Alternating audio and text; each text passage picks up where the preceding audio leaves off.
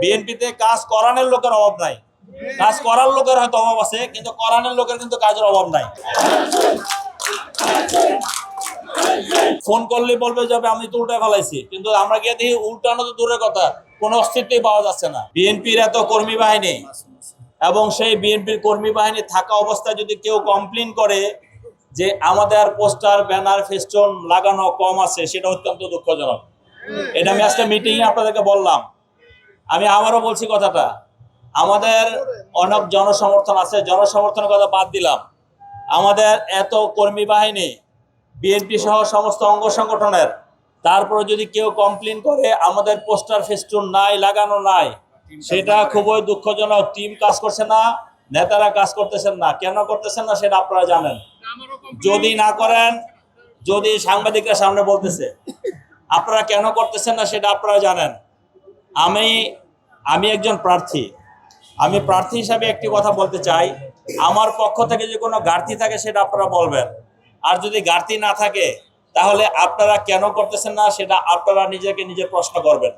আমরা খালি স্লোগান দিয়ে আমি বড়, আমার মিছিল বড়, আর দু একজন আমরা কথা বললেই বলবো যে দুনিয়া উল্টায় ফেলাইছি। এই উল্টায় ফেলানি কাজ আমরা বাদ দেই। এই উল্টায় ফেলানি, অনেকে ফোন করলেই বলবে যাবে আমি তো উল্টায় ফেলাইছি, কিন্তু আমরা গিয়ে দেখি উল্টানো তো দূরের কথা, কোনো অস্তিত্বই পাওয়া যাচ্ছে না।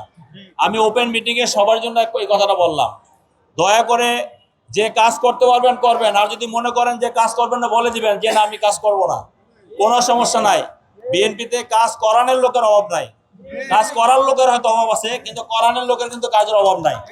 আমি এই কথাগুলো বললাম অত্যন্ত দুঃখের সাথে। অনেকে অনেক বড় বড় কথা বলেন, কিন্তু কাজের সময় কোনো কাজটা করেন না। তো যাই হোক, আমি এই কথাগুলো মিডিয়ার সামনে বললাম এই কারণে, কারণ এখানে আমাদের সমস্ত বিএনপি এবং অঙ্গনসাগরের নেতৃবৃন্দ আছেন। দয়া করে কাজ করেন, খালি চেহারা দেখায় আর একটি সেলফি তুললে কিন্তু নির্বাচনের কাজ শেষ হয়ে যায় না। হয় এটা সেলফি তুললে দুইটা রিপ্লাই দিলে নির্বাচনের কাজ শেষ হয়? আপনারা সবাই কিন্তু সেই ধান্দায় আছেন, মনে করতেছেন যে কেউ নাই মাঠে, বিএনপিতে এমনি এমনি পাস। কচ্ছপ এবং খরগোশের যুদ্ধের মতো যাতে না হয়। এখানে যদি ভালো রেজাল্ট হয় সবাই উপভোগ করবো, আর খারাপ রেজাল্ট হইলে সেটা সবাই ভুগবো, এটা মনে রাখবেন। কিন্তু সবাই খেয়াল রাখবেন, যদি ভালো রেজাল্ট হয় সেটা সবাই উপভোগ করব, আর যদি খারাপ রেজাল্ট হয় সেটা সবার কিন্তু ভোগাবে। এই কথাটা দয়া করে খেয়াল রাখবেন।